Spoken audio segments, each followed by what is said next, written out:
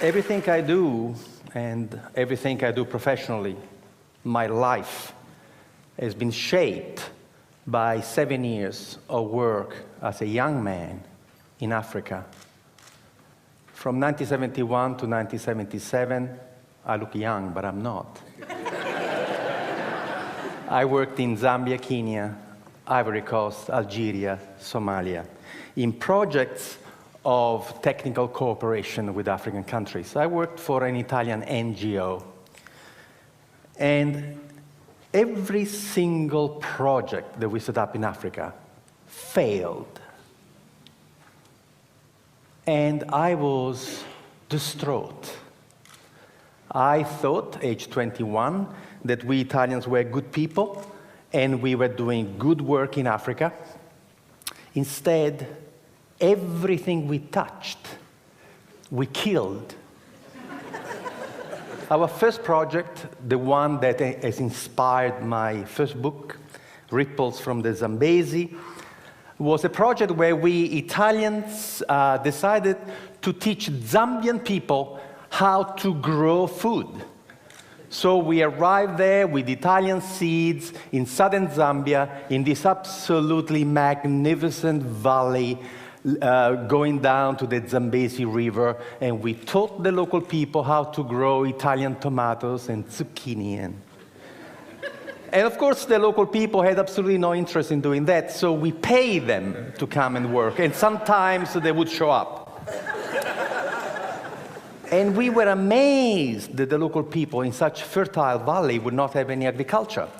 But instead of asking them how come they were not growing anything, we simply said, thank God we're here.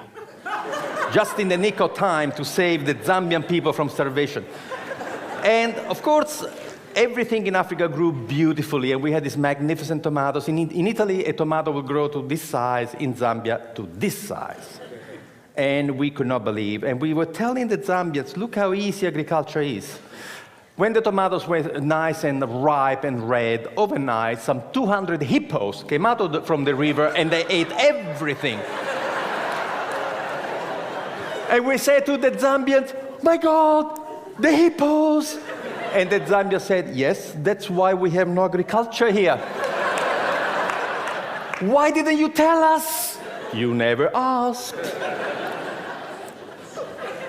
I thought it was only us Italians blundering around Africa, but then I saw what the Americans were doing, what the English were doing, what the French were doing, and after seeing what they were doing, I became quite proud of our project in Zambia, because you see, at least we fed the hippos. You should see the rubbish. You should see the rubbish that we have bestowed on unsuspecting African people. You want to read the book? Read Dead Aid by Dambisa Moyo, Zambian woman economist. The book was published in 2009.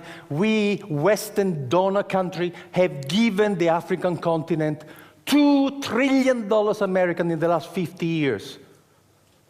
I'm not going to tell you the damage that the money has done. Just go and read her book.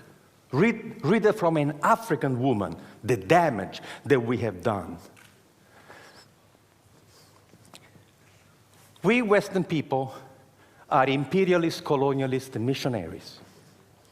And there are only two ways we deal with people. We either patronize them, or we are paternalistic. The two words come from the Latin root pater, which means father. But they mean two different things. Paternalistic, I treat anybody from a different culture as if they were my children. I love you so much. Patronizing, I treat everybody from another culture as if they were my servants. That's why the white people in Africa are called Bwana, boss.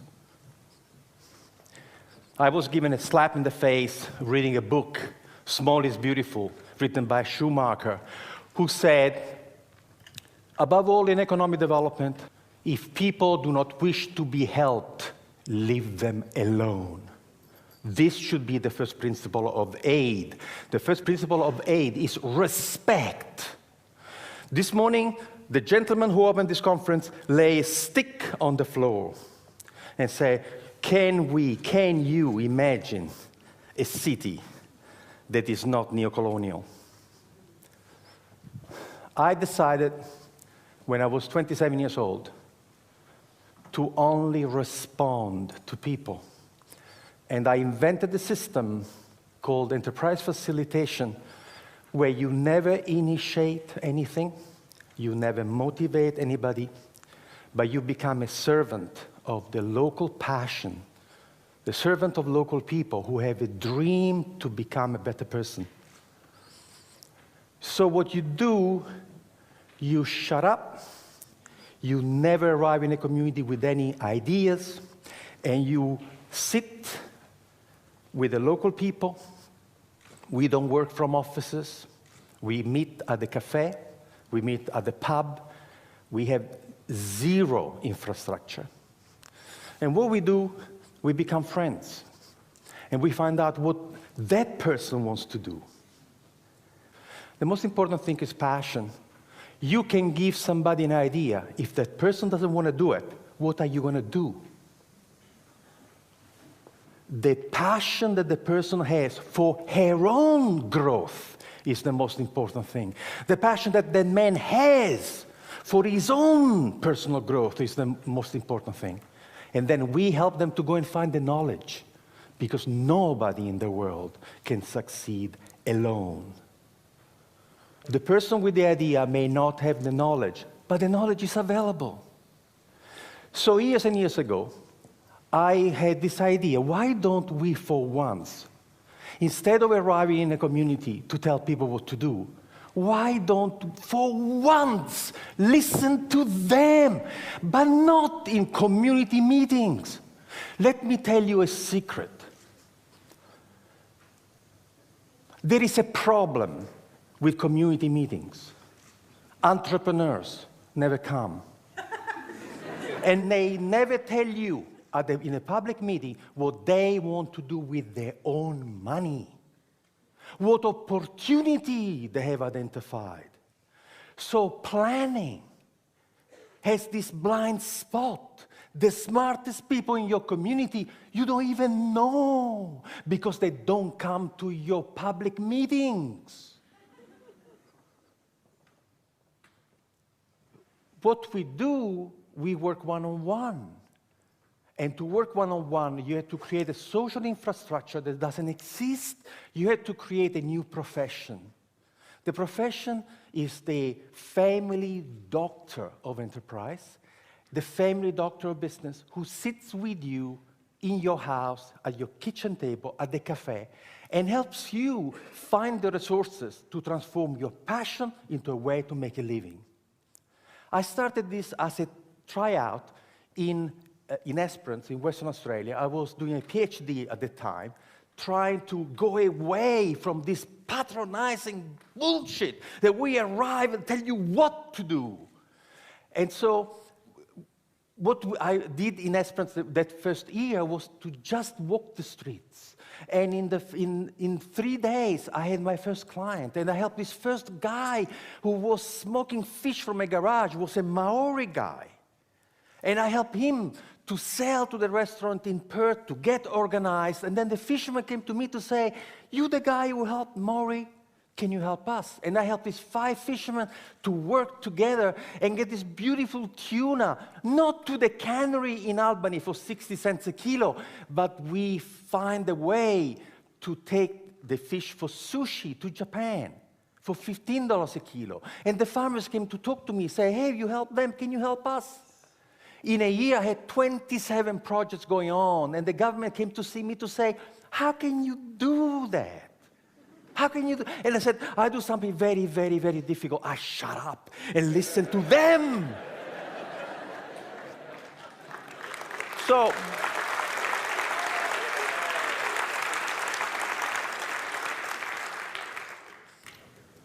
the government says, do it again.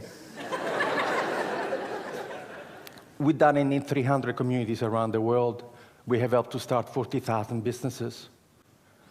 There is a new generation of entrepreneurs who are dying of solitude. Peter Drucker, one of the greatest management consultants in history, died aged 96 a few years ago. Peter Drucker was a professor of philosophy before becoming involved in business. And this is what Peter Drucker says. Planning is actually incompatible with an entrepreneurial society and economy. Planning is the kiss of death of entrepreneurship. So now you're rebuilding Christ Church without knowing what the smartest people in Christ Church want to do with their own money and their own energy. You have to learn how to get these people to come and talk to you. You have to offer them confidentiality, privacy. You have to be fantastic at helping them. And then they will come, and they will come in droves. In a community of 10,000 people, we get 200 clients. Can you imagine in a community of 400,000 people, the intelligence and the passion? Which presentation have you uploaded the most this morning? Local, passionate people. That's who you have uploaded. So what I'm saying is that entrepreneurship is where it's at. We are at the end of the first industrial revolution, non-renewable fossil fuels, manufacturing, and all of a sudden, we have systems which are not sustainable. The internal combustion engine is not sustainable. Freon way of maintaining things is not sustainable. What we have to look at is at how we feed, cure, educate, transport, communicate for 7 billion people in a sustainable way. The technologies do not exist to do that.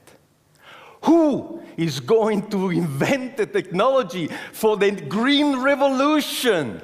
Universities, forget about it. Government, forget about it. Will be entrepreneurs, and they're doing it now. There's a lovely story that I read in a futurist magazine many, many years ago. There was a group of experts who were invited to discuss the future of the city of New York in 1860.